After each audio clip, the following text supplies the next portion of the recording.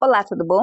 Hoje nós vamos falar mais um pouquinho sobre alguns aspectos da comunicação que você tem que levar em consideração na pesquisa. Lembrando que esse vídeo faz parte do vídeo anterior, onde nós falamos um pouquinho sobre distorções comunicacionais. No vídeo anterior, nós demos alguns exemplos de aspectos da comunicação que podem causar distorções. Claro que nós não conseguimos nem chegar perto de esgotar esse assunto, nós apenas trouxemos algumas reflexões que você deve pensar ao aplicar sua pesquisa, ou melhor, preocupações que você deve considerar, não só se você vai aplicar a pesquisa, mas se você está contratando uma pesquisa, ou ainda se você é estudante de pesquisa. Hoje, ou melhor, nesse vídeo, nós vamos falar sobre leitura, escrita e compreensão. E da onde que vem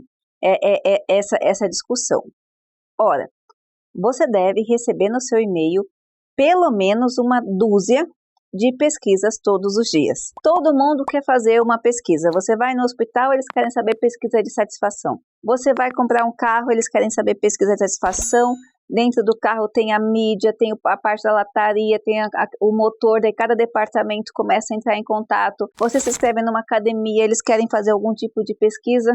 Ou seja, está na moda e é gratuito, né? Por que a gente fala gratuito? Porque esses aplicativos que são gratuitos, se eles não forem utilizados de forma certa, de forma sábia, de forma com discernimento, podem lhe trazer uma situação muito desagradável. Além disso, todo mundo está usando os tais aplicativos de pesquisa para ter resultados de pesquisas rápidas. Cuidado, nem sempre isso pode ser efetivo para o seu negócio. E como pode não ser efetivo, já que eu tenho falado tanto que pesquisa é fundamental? Justamente pela pesquisa mal feita, justamente pela capacidade de gerar no seu cliente um profundo descontentamento.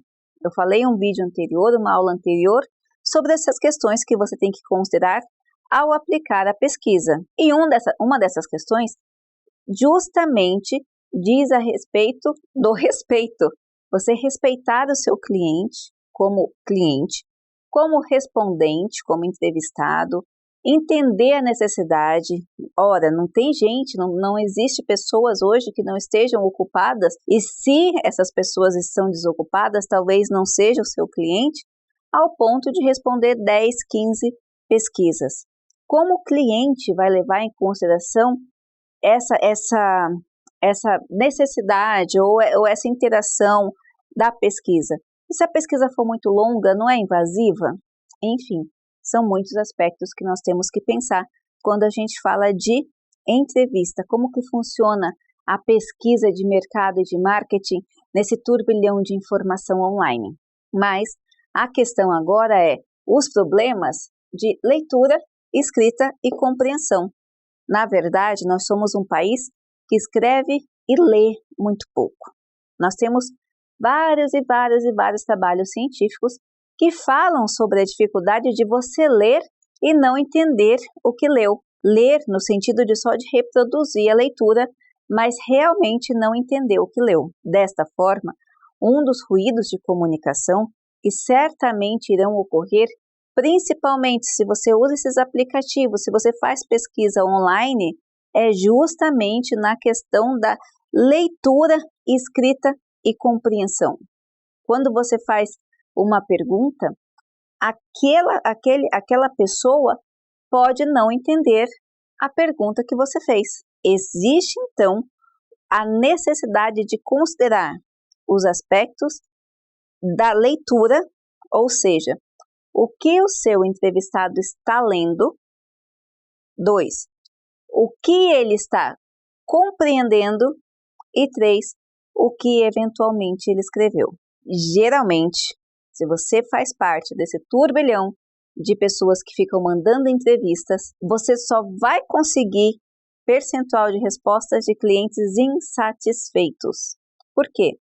São tantas pesquisas, são tantas informações tantas lives, tantas aulas, tanta necessidade de você ficar no computador, tanta demanda, que em demandas de entrevistas, lembre-se, eu tenho certeza que você recebe várias dessas, grupo que pede para você responder pesquisas, para você responder coisa, para assinar, para fazer manifestações, enfim, são tantas as informações que esse cliente só vai voltar para responder a sua pesquisa no meio de tantas pesquisas, provavelmente se ele está insatisfeito, porque ele vai buscar respostas dentro da pesquisa. Ora, se você pega só clientes insatisfeitos para responder uma pesquisa de satisfação, sem fazer uma associação com o N em geral, você pode ter resultados negativos. Um exemplo muito claro que a gente pode falar é em hospital. Então, você, em cima de uma pesquisa, você faz um protocolo de atendimento, de agendamento, de colocação do paciente, de protocolos para você atender aquele paciente específico. Só que, ao responder esse questionário, pense que só se responderam clientes insatisfeitos com esse protocolo. Os outros 90, você não vai saber se eles estão satisfeitos ou eles estão insatisfeitos. Geralmente, você vai tomar decisões ou criar procedimento em cima dos 10% que responderam. O que vai acontecer? Você pode, em cima dessas decisões, deixar os 90% insatisfeitos. Então, aquilo que para eles estava bom, pode vir ruim. Não é uma verdade absoluta, não significa que os 90% que não responderam estão satisfeitos. Então, você só vai saber isso se você levar em considerações aspectos amplos da pesquisa, aspectos amplos da sua amostra. E nesse caso, nesses aspectos amplos, a escrita do que você está escrevendo, de como o seu cliente está respondendo, a compreensão da pergunta vai fazer total diferença. Eu já vi algumas pesquisas onde as perguntas são extremamente complexas e técnicas. Ou seja, para você receber resposta nesse nível de tecnicidade, nesse nível de compreensão, você vai ter que entrevistar pessoas que você tem certezas que respondam daquela forma. Pessoas que têm um linguajar, um vocabulário limitado.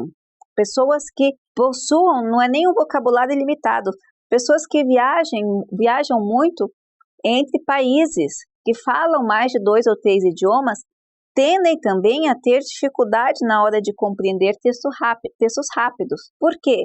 Porque significados para dentro de um país, dentro de outro, muda, e palavras também.